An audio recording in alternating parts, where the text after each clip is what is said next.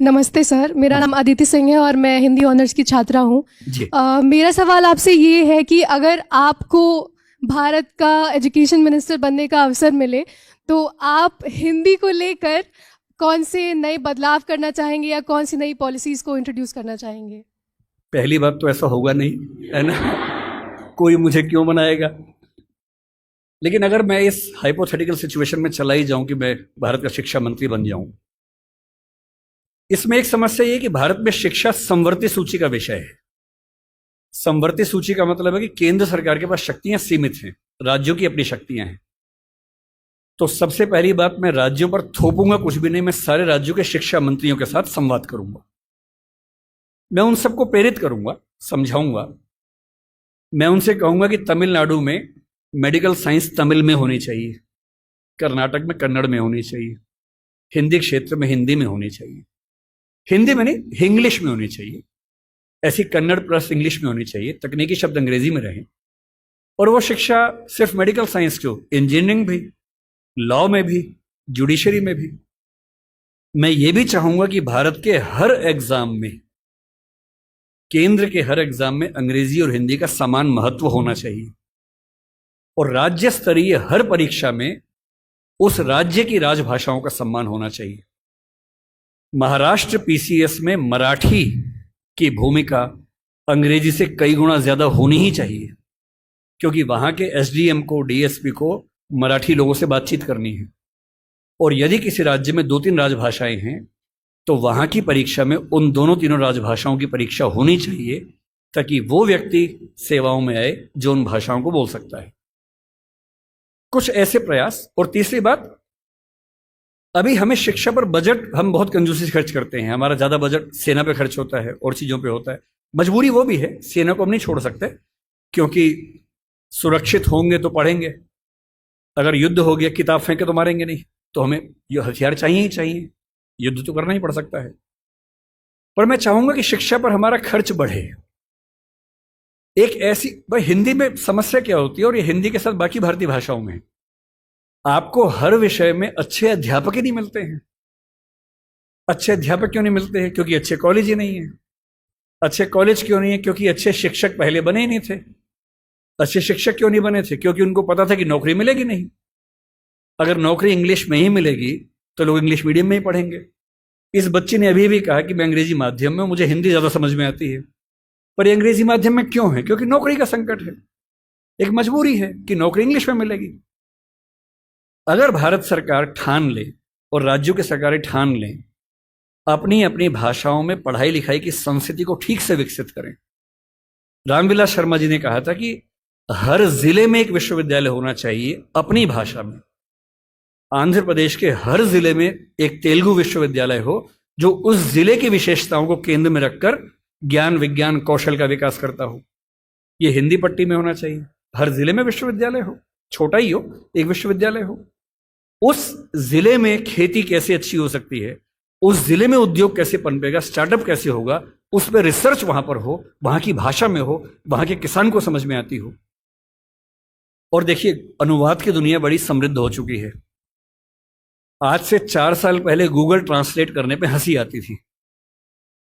आज creative translation छोड़ दीजिए, तथ्यों का अनुवाद मैं तो अक्सर लगभग रोज इस्तेमाल करता हूं।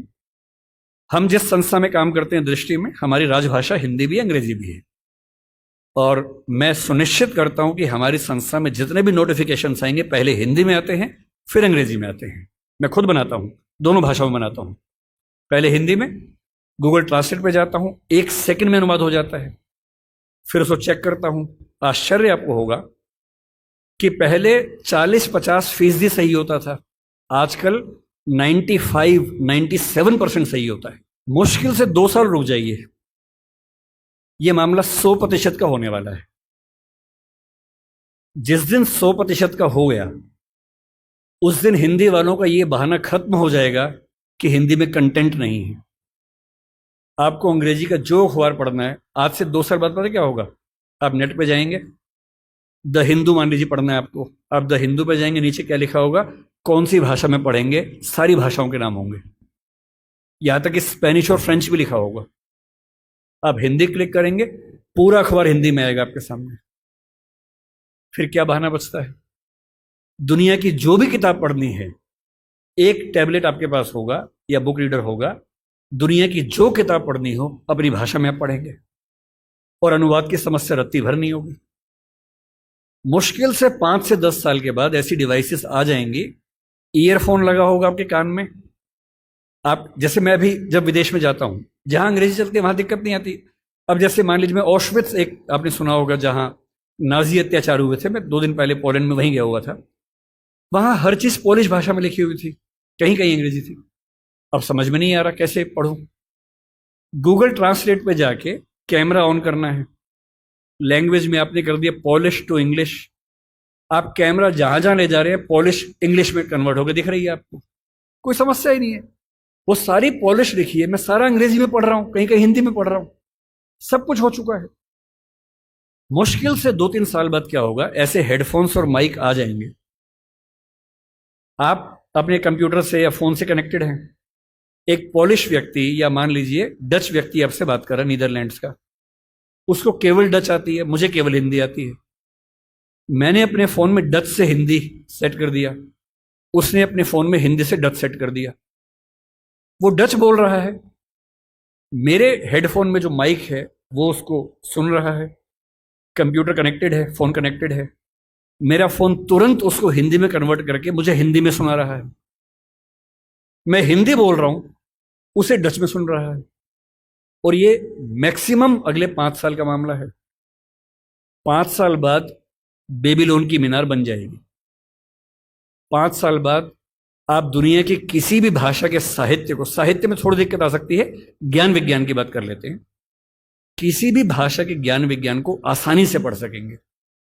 अगर मैं शिक्षा मंत्री बन गया, जो कि मैं नहीं बनूंगा, मैं जानता हूं, क्योंकि लोग क्लिप काट के चलाएंगे कि देखो बनना चाह रहा है ना। अगर ऐसा कभी हुआ तो मैं सुनिश्चित करूंगा भारत के हर विश्वविद्यालय में हर ज्ञान की चीज हर भाषा में उपलब्ध हो। और 20-25 साल लगेंगे, जिस दिन हिंदी, मराठी, तमिल बच्चों को समझ में आ गया कि उनकी भाषाओं में भविष्य है, वो अपनी भाषाओं में पढ़ के आग लगा देंगे, ऐसी ऐसी रिसर्च करेंगे अभी हम कल्पना नहीं कर सकते हैं। और जिस दिन सारी भाषाओं में आत्मसम्मान का भाव आ गया, रिसर्च होने लगी, पढ़ाई होने लगी, उसके बाद आप देखिए फिर क्या होता है। क्यों आपको उच्च अध्ययन के लिए केवल JNU या अशोका समझ में आता है, जहां अंग्रेजी में ही चीजें मिल पाती हैं?